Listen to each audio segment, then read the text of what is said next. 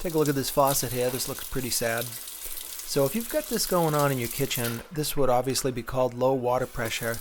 But you may only have this issue in your kitchen. This happens a lot as these get used a lot, but they tend to get scale and build up, and sometimes debris is something common that I get where I'm on a well. So as you can see here, this pressure is terrible. So we don't want to live with this, and I'm going to show you how to fix it, and it's pretty easy. Tools you're going to need to do this job, pretty easy. Bowl of water, toothbrush, and a pair of pliers.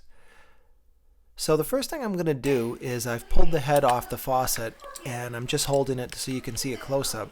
These pliers I'm using have flat edges, and the aerator on the end of this faucet is obviously removable. So you turn it left to loosen it, and as you can see I use the pliers to grip the sides, and now I'm just unthreading it. So right away I think you can see what the problem is here. We've got a lot of debris, and again I get iron because I have a well, and immediately a lot of that's going to fall right off. But we're going to do a little bit more of a thorough cleaning so that we only have to do this job once in a while. So we're going to use our toothbrush here, and the reason I filled the bowl with water, it seems obvious, but once you've taken your faucet apart, it's really a pain to go in another room and get some water. So it's easier to just fill this up and save yourself some time.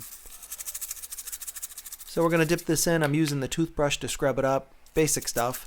But if you've never taken it apart before, it can seem kind of confusing, but it's really not. And as I take this apart, you can see that there's really just three pieces.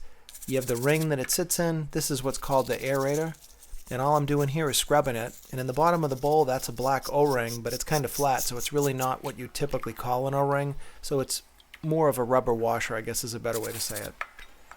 So this looks a lot better. I apologize for the focus here, but it's obviously crystal clear now, and before that debris was clogging all those pores. So I'm pretty confident that that was the problem. So we're going to scrub this just a little bit more and make sure it's perfect. So this is far from a glamorous job, and I don't want to spend every day of my life doing this. So here's another top tip. You want to clean the inside where the aerator screws into. And as you can see here, because this is a removable head, I'm just going to scrub this up. If your head doesn't remove, you can go ahead and obviously just use the toothbrush on the top of the faucet. So another tip, before you put it back together, it's really a good idea to turn the water on. Now be careful because the water is going to blast out of here a lot differently than when you have the aerator on. So just let the water run out. I like to push the water back up a little bit. That helps flush any little bits out. You can still see some bits in the bottom of my sink coming out. So I'm going to scrub this a little bit more. It maybe seems a little bit too much, but again, I only have to do this every 2-3 years, so I really want to be thorough so that I don't need it more often. So already the water flow is looking a little bit better to me. Again, I'm just scrubbing it clean.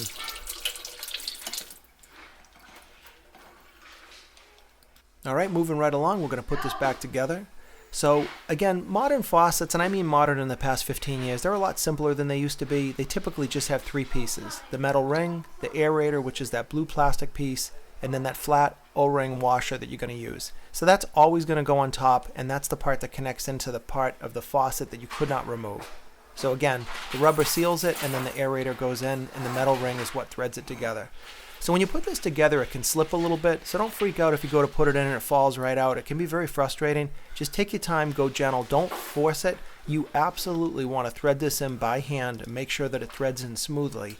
And then once that happens and you feel like it's in there pretty good, and you can see that even I'm having a little bit of trouble, and that's totally common. So just take your time, thread it in, and once it threads in and it feels pretty good, now you can take your pliers. Don't go berserk tightening this up, you'll break it right apart. I just give it a little bit of a snug, and you have that rubber washer in there, so you can snug it. About a quarter turn is usually a good idea.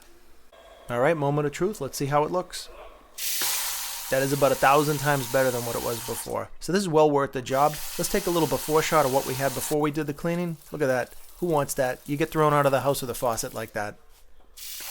Much, much better. So this is a really simple job. I hope this video was helpful to you. If you did, I'd appreciate it if you'd click like and also subscribe for more future videos. Thanks for watching.